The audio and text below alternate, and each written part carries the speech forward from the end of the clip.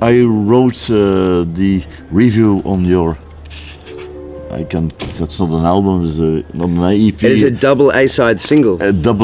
Just a single. Correct. Well, we call it a double A-side, but it's it's not on vinyl. I wrote down about your style, roots rock. Is that correct?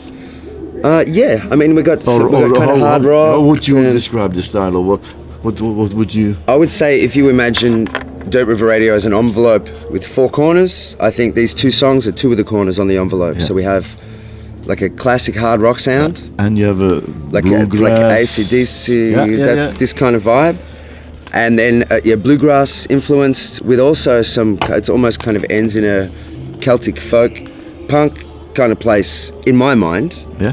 So there's a fair bit of range covered there, but there's other surprises on the rest of the album. This is the first release. So this is the first two songs from a 10-song record called Sun City White. Yeah. And the record is here. The record is available at shows, but so far we haven't locked in a distribution deal for the new record in this territory. So the record's only available at shows.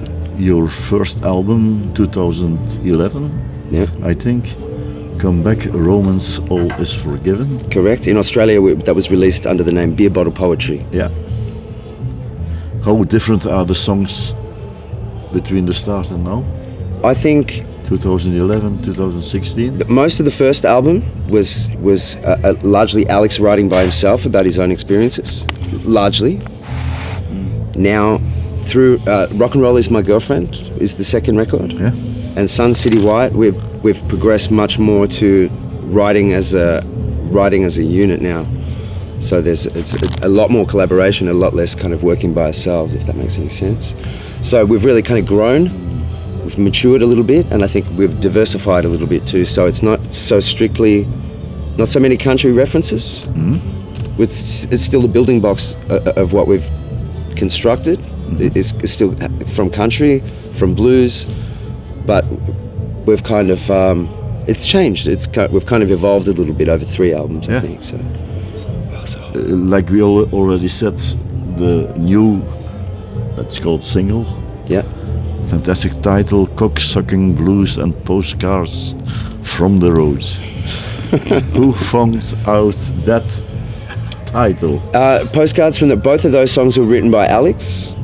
So he's come up with both of those titles. The Rolling Stones have Cocksucker Blues. Yes, that's correct.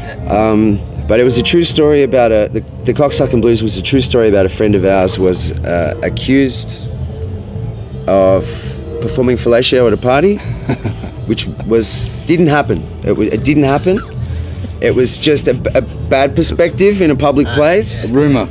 It created a gossip and a rumour, and it's really directed at the accusation not being true.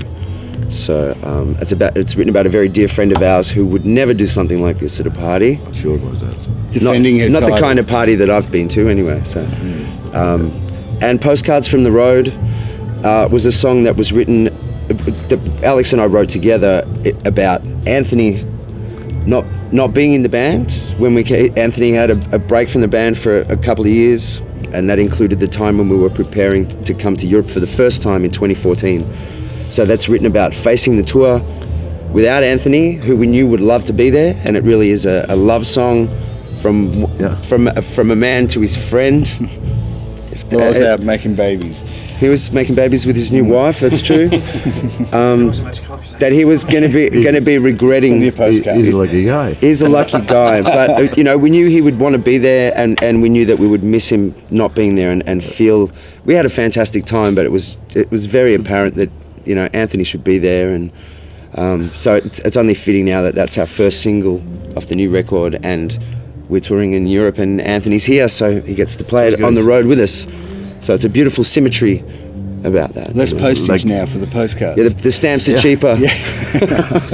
Like you told.